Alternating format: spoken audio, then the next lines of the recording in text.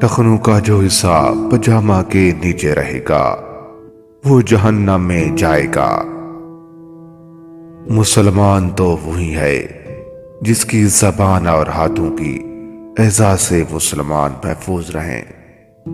پہلوان وہ نہیں جو لوگوں کو پچھاڑ دے، بلکہ پہلوان وہی شخص ہے جو غصے کے وقت اپنے نفس پر قابو رکھے۔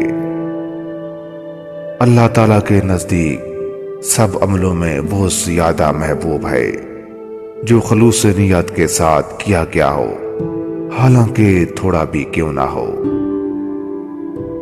اس گھر میں رحمت کے فرشتے نہیں آتے جس گھر میں کتا یا تصویر ہو۔ کوئی اگر آپ کو چھوڑ کر جا رہا ہے تو اس کو جانے دو، کیونکہ چھوڑ کر جانے والے کبھی واپس نہیں آتے۔ وقت اور انسان بہت جلد بدل جاتے ہیں، اس لیے ان کو سنبھال کر رکھیں۔ زندگی میں ان لوگوں کو اہمیت دیں جو آپ کو اہمیت دیتے ہیں۔ انجام کار میں دو صورتیں پیش آتی ہیں، یا تو سوال کرنے کی مرضی سے شفا ہوتی ہے یا انتظار کی بیماری سے نجات حاصل ہوتی ہے۔ عمدگی اخلاق سے رزق کے خزانے ہاتھ آتے ہیں۔ جس کے منہ میں ہنسی نہیں ہوتی وہ دکان نہیں چلا سکتا۔ کمینگی اور زیادہ مذاق اور دل لگی میں بے وقوفی پائی جاتی ہے، اس لیے انسان کو وہ بات کرنی چاہیے جو مناسب ہو، یہ نہ کہ لوگوں کے لیے عذاب بن جائے۔ عورت اگر وفا پر آ جائے تو پتھر کو بھی ہیرا بنا دیتی ہے، اگر جفا پر آ جائے تو گلابوں کے باغ کو بھی اجاڑ دیتی ہے۔ انسان تب سمجھدار ہوتا ہے جب وہ زمانے کی ٹھوکریں کھاتا ہے، مصیبتیں جھیلتا ہے، پریشانی میں صبر کرتا ہے، اپنے کام خود کرنے کی کوشش کرتا ہے اور یقیناً وہ کامیاب ہوتا ہے۔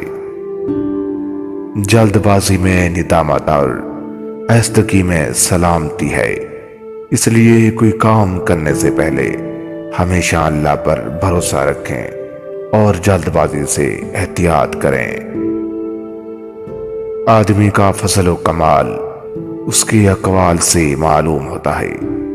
وہ کیا سوچتا ہے، کیا بات کرتا ہے، وہ کیا پہنتا ہے، اس کی زبان سے معلوم ہو جاتے ہیں۔ آدمی کا فخر اپنے فضل و کمال پر شیاں ہے، نہ کہ اپنے کنبے اور خاندان پر مغروری کرے اور تکبر کرے، کیونکہ تکبر صرف اللہ کو ہی پسند ہے۔ اولاد کا مرنا جگر کو پھاڑتا ہے، دوستوں کا مرنا چمڑے کو سست کرتا ہے۔